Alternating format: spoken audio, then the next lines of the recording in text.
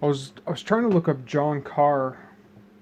What is history earlier? I thought it was John Carr. I came up with E.H. Carr. His thoughts on historiography. But so, and his whole thing with historiography was history isn't just random selections. His thing with historiography, it's not just random selections. So history's just this random thing, but that there are quote unquote important facts and quote unquote unimportant facts, and quote unquote history decides what is or isn't important, but there are facts. And one of the things I know about historians is they rely upon documents.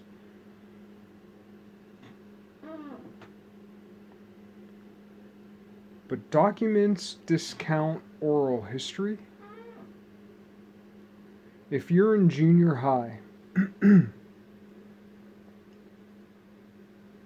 all right, junior high is all about gossip, some sort of power domination thing going on between, in my case, dudes. Sometimes fun things and nice things or whatever. But the juicy stuff a lot of times is bullies or politics between dudes from my standpoint as a guy. And who you like, the predecessor of love. I like so and so. At least that was how it was in my day.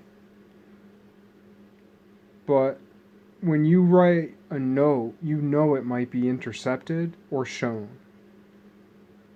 So you're in the locker room talking to your friend. All your other friends have already went out to gym and your other friend's just there for 45 seconds or maybe a minute and a half. You have this little, hey, what'd you hear? What's this? What about that? What about this? Someone you can trust, you know. What about this? What about that? That's the oral history. And then later you write a note to so and so, guy, girl, whatever. If you write it to a guy, it might be one way, a girl, it might be one way. If it's your object of interest, you're going to write it one way. But if it's a friend of your object of interest, that's objectifying women. Yes, that's the way we were taught. I objectified women as a young man. That was the way my entire culture taught me. It wasn't just that. There were good things too. But did that aspect, did all the he gets the girl movies affect me? Yeah. Did the way that my family or friends or my friend's family inform the way I thought about these things? Good as well. There's a lot of good as well, because romance in some way is derided or can be derided, because romantic love is so much less than this greater love. However, romantic love is a great advancement. For instance, in times and cultures where women were regarded as property, and that culture still exists, unfortunately, But in those times and cultures and places and whences, when and where women are treated as property, it does go the other way, by the way.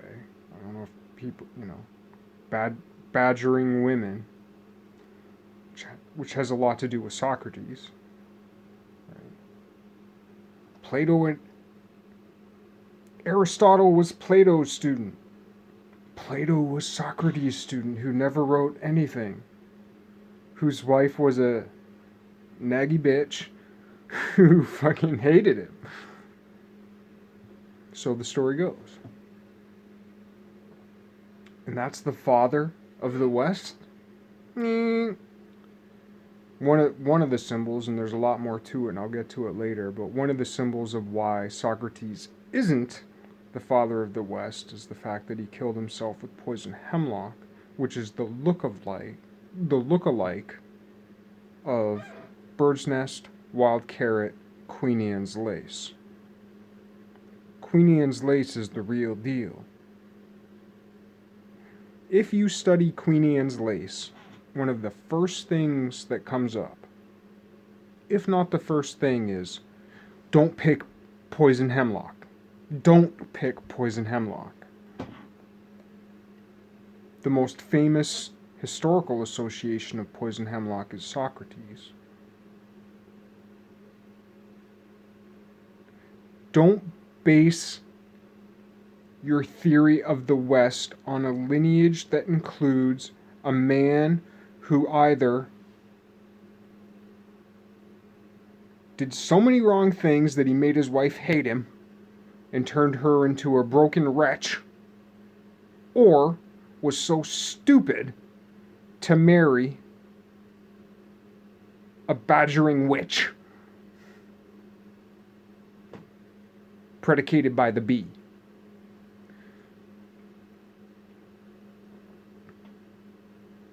Symbolically, that's what that means. So, I did harsh on Plato's Republic last time, and here's the problem. See, here's the problem. Here's the problem with tests, and here's the problem with building truth on lies, and here's the problem.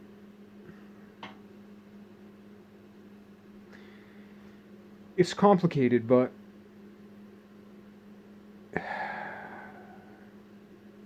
I harshed on Plato and I harshed on Plato's Republic. So many things were lost. You know, the Library of Alexandria, or just time, or different types of bandits,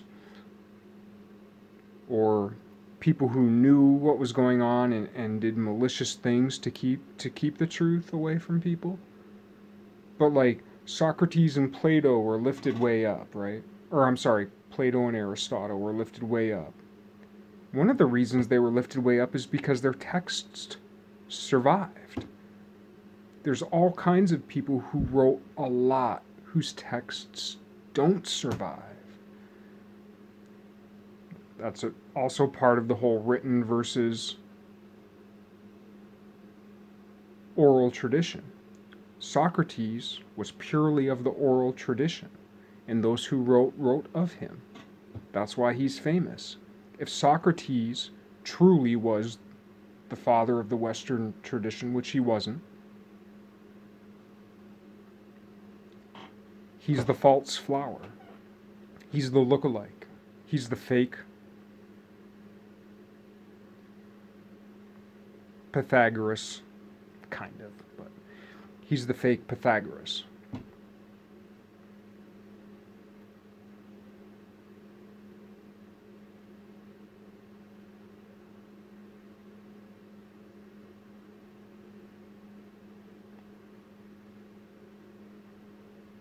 But if Socrates truly was the patriarch of the good Western tradition, and he had lived today and had a YouTube channel, there would have been no Plato, and there would have been no Aristotle. Even though Aristotle disagreed with Plato, but maybe he was more Socratic than even Plato was,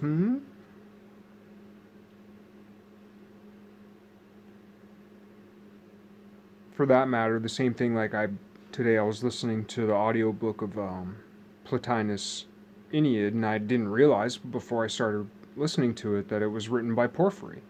Because Plotinus, who is like uber super duper famous and only increasingly becoming more contemporarily relevant,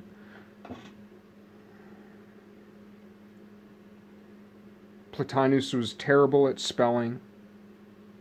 He'd only read something, and I'm sorry to say it, but he reminds me of me in so much as like I only read something as long until I get it, and then it's like I don't need to read any more from this guy because I know that I know that it's something gels, and it's kind of like last time when I talked about like the myth of Apollo, and how that relates to like the Ptolemy theorem. Um, Skipping through the Apollonian null circle to the Ptolemy theorem, but like if you're talking about Apollo, you might be talking about Ptolemy's theorem. And if you're talking about, and I don't even mean this, but just the whole sounds like thing, if you're talking about Hypatia, you might be talking about a hypotenuse. If you're talking about Heraclides, you might be talking about Heraclitus. You might be talking about Michelangelo. The way you skip across things. But anyway, as far as like phonetics go and so on, magnetic symbolism. Magnets don't have to touch. Things don't have to line up perfectly. But there has to be this certain type of magnetism. And in a sense, that was the quote-unquote gift that Plotinus had, is that he could just magnetize to an idea. He'd get close enough to a text, read it, and just be like, I don't need to read anymore.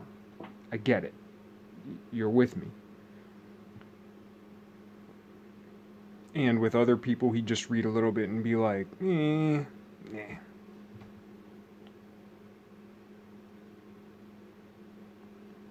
But he had an oral tradition, and if there weren't his students, the Neoplatonists, he would have disappeared into obscurity. But if he had had a YouTube channel, there might not be a Porphyry or an Iamblichus or whoever else, And Porphyry was saying, because Origen was contemporaneous, and I forget who he said, but he mentioned specifically two Greek philosophers who were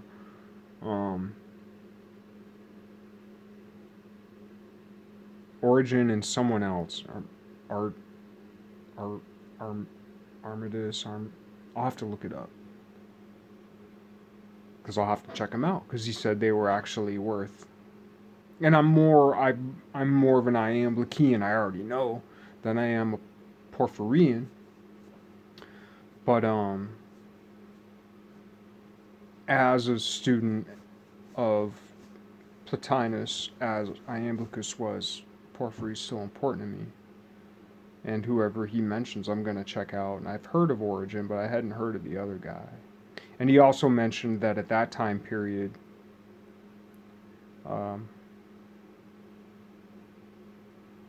that Theodorus was one of in the lineage of Plato, which just gave me more reason to not be into Plato. As if I didn't need any more.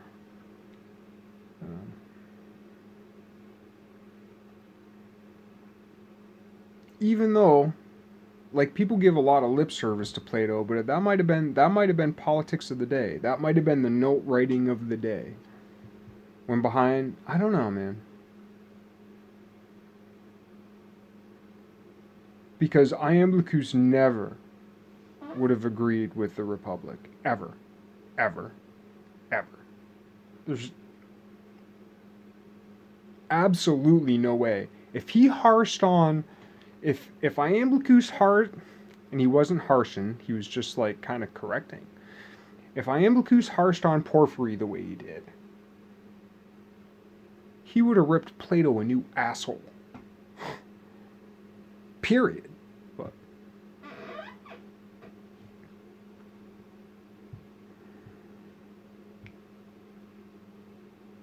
now, why do I say this?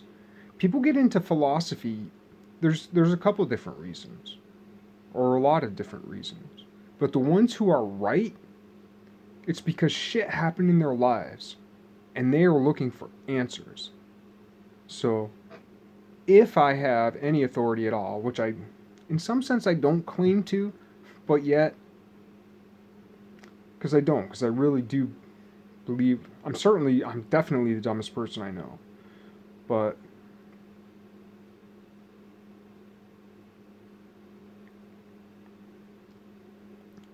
a lot of things pass through these ears. Boing, boing, boing, boing, boing.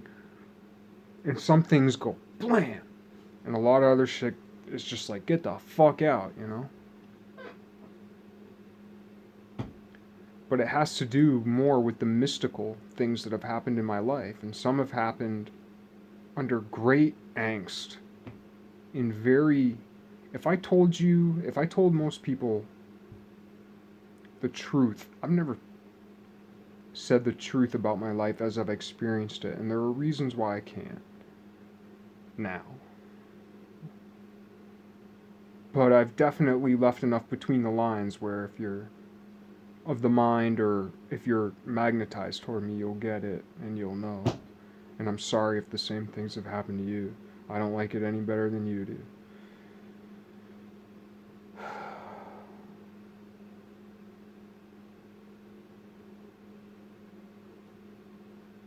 But yeah, people wouldn't believe it. They wouldn't believe it. They would if I just said it, people wouldn't believe it, and if you did and it hadn't happened to you, and you'd just be horrified. Beside that, some of the mystical things, have happened under great duress.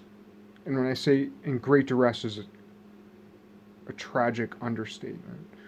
But some of the quote unquote mystical things have also happened in just very a matter of fact, regular ways. It's like this magic things happen out of nowhere. And it's like, oh. And I want to work toward that. And that reminds me of Castaneda and his teacher, Juan Matus, where he's like trying to teach this mystical Yaqui Brujo knowledge to Castaneda. But he's like, when shit's too intense, when you're feeling like really stressed and feared, you gotta get comfortable. You're supposed to approach these things comfortably in here. Maybe not necessarily all over here in a certain way, but like in here it's supposed to be comfortable. How am I doing on time? Not bad. In here it's supposed to be comfortable.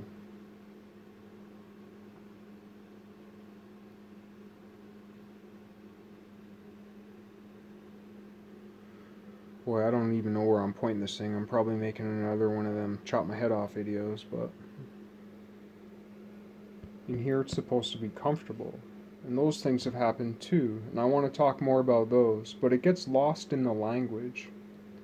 And when you become more accustomed to like searching in that type of language for the clues and the indicators that you're. One of the reasons is because people had to hide things. One of the other reasons is because the same people who have found the things that you're looking for have also had to search through that thick language because they're looking for people who think and they know if something crazy happened to themselves that and they're thinking that, well, this must have happened before, so they look back through the past. So through all this thought and history and philosophy and like mysticism and magic and religion and theology and science, alchemy, natural philosophy, through all that, people are looking. It's this massive scanning project. It's just flipping over every stone in your path and being like, is there something here? Is there something here? Is there something here? Is there something here? So a lot of the searching is just flipping over stones and having nothing. Reading this book, reading that book, doing this, doing that, and just nothing. But the more you do that, the more you learn. And for some reason, the more we magnetize to something bigger than ourselves. And all of a sudden, and then it gets to the point where some days it's like every stone you flip over is like a treasure. It's like, oh my God, where the fuck am I? Man, I went off on way too many tangents. I don't even remember what I was talking about.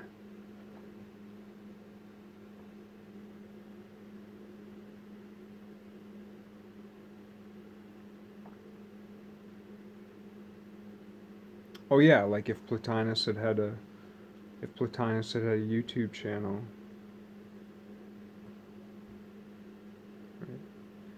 But there are all kinds of things that are lost. But like in the last 10 years, more archaeology and more lost artifacts have come to the surface. In like the last 10 or 20 years, it's unbelievable. You can read Wikipedia entries that are already out of date.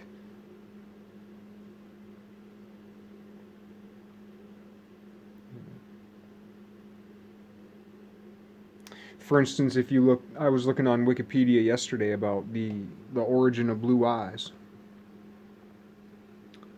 Relates to the wild carrot. Everything does. But because of the what is it, the black swallowtail butterfly. I'll get to that, man. It's gonna be awesome. But yeah, the origin of blue eyes and the fact that they came about somewhere around the Black Sea, bordering Turkey. Can't make this shit up. And then, but it said 6 to 10,000 years ago. The oldest skeleton found in Britain, which was DNA analyzed, is 10,000 years old and was a dark-skinned man with curly hair and blue eyes.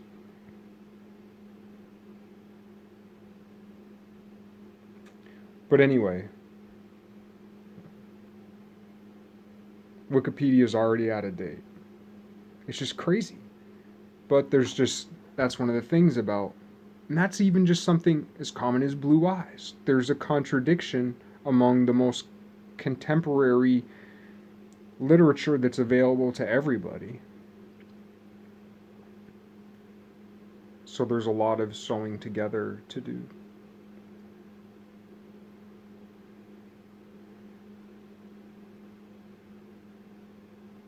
And I don't care what anybody says, Aristotle was black.